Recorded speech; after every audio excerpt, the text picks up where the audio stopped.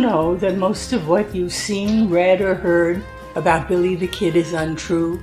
My name is Gail Cooper. I'm a medical doctor and forensic psychiatrist. My specialty is murder case consultation for the defense. For 20 years, I've used my expertise to uncover the real Billy the Kid.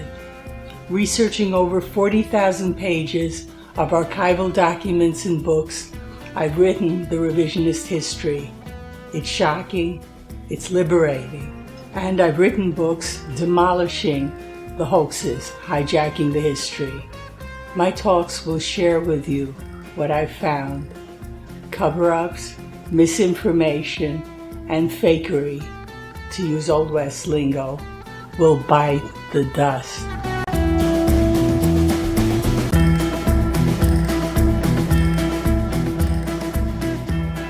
This talk summarizes my revisionist history of Billy the Kid as presented in talks 1 to 39. The overview of my revisionist history of Billy the Kid is in talk 1 linked below. Presented was how teenage Billy Bonney became the nemesis of the Santa Fe Ring, which targeted him for killing as the outlaw Billy the Kid. The Santa Fe Ring, started in 1866 by attorney partners Thomas Benton Catron and Stephen Benton Elkins, was a corrupt, land-grabbing cabal controlling New Mexico Territory politics and law enforcement. Grassroots rebellions against it in the 1870s were crushed with increasing savagery and terrorism. The Lincoln County War of 1878 was the last and bloodiest. Billy Bonney was a violent delinquent who escaped Silver City jailing at 15 for robbery and burglary, and at 17 killed a blacksmith named Frank Windy Cahill in Arizona.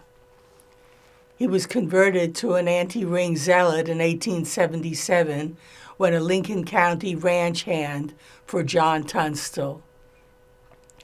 After Tunstall's 1878 ring murder, Billy became a regulator and a deputy to arrest the murderers.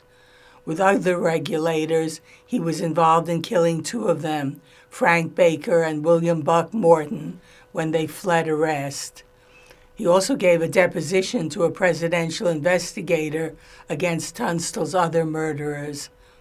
He then fought in the Lincoln County War, in which he was in regulator groups, which killed Tunstall murderers, Sheriff William Brady, his deputy George Hindman, and his posseman Andrew Buckshot Roberts. Bicultural Billy was further politicized by the Ring's retaliative San Patricio massacre of his anti-Ring Hispanic friends. In the Lincoln County War's final battle, Billy fought to protect anti-Ring leader Alexander McSween in his besieged Lincoln house. That war, lost by Ring treachery and murder of McSween and other followers, further politicized him. In 1879, Billy fought the Ring on his own by a pardon bargain with Governor Lew Wallace to free himself from his Lincoln County War indictments in exchange for testifying against Ring murderers of anti-Ring attorney Houston Chapman. He also testified against Ringite Fort Stanton commander and A.M. Dudley, whose illegal intervention in the Lincoln County War battle enabled Ring victory. His testifying against Ringites, his allegiance to the Ring-oppressed Hispanic populace, and his guerrilla rustling from Ringites fueled Ring motivation for his killing. Pressured by the Ring, Wallace betrayed their pardon bargain, which could have saved him. In 1880, as the Ring publicized Billy in an outlaw myth, he was almost killed by a bounty hunter named Joe Grant, whom he killed in self-defense. To kill Billy, The ring used the Secret Service and complicit Sheriff-elect and Deputy U.S. Marshal Pat Garrett. Garrett's ambushes missed Billy, but killed his companions Tom O'Folliard and Charlie Bowdry. Garrett then settled on capturing Billy. In 1881, after being held in the Santa Fe jail, Billy was tried in Mesilla by a ring-eyed judge and sentenced to hang. Billy rightly claimed to the press that he was unjustly the only war participant to be sentenced. Almost 200 ring-eyed Lincoln County war murderers and arsonists had been indicted in the 1879 grand jury, but the ring manipulated Lew Wallace's amnesty proclamation to get all pardoned. And Houston Chapman's murderer, local ring boss James Dolan, indicted by that grand jury also, was later shielded from prosecution by the ring. Incarcerated in Lincoln, awaiting hanging, Billy escaped, killing his deputy guards James Bell and Bob Ollinger. Instead of fleeing to Old Mexico on a long life, he defiantly went to Fort Sumner to his sweetheart Paulita Maxwell. Using spies, Pat Garrett located him there.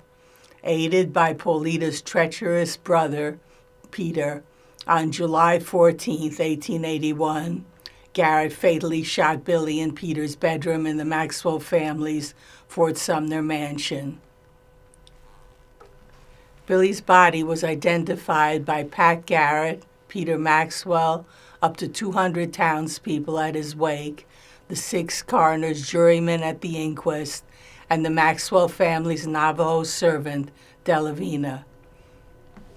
Because of Garrett's reward, needing a legislative act, Billy's coroner's jury report identifying him was further approved by the district attorney of the 1st Judicial District, the attorney general, the acting governor, the governor, and the legislature. Billy was buried in the Maxwell family cemetery beside Pat Garrett's other regulator victims, Charlie Bowdry and Tom O'Folliard. The inscription on one of Billy's tombstones, as killing a man for each of his 21 years, was made up by his pardon's betrayer, Lew Wallace. Billy's final tally was 9, all arguably justifiable.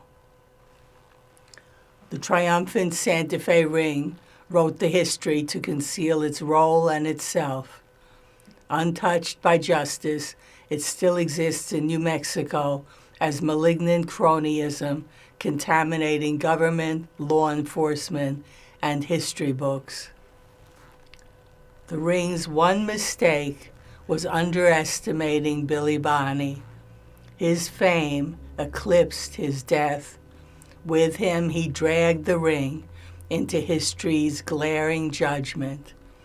As famous freedom-fighting Mexican president Benito Juarez wrote in 1864, "It is given a man to attack the rights of others, seize their goods, make of their virtues crimes, and one's vices a virtue.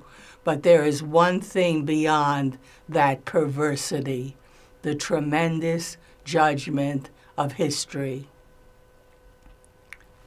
As will be seen in later talks, this revisionist perspective helps to crack Billy the Kid history hoaxes that have plagued the real history from the 1930s to the present.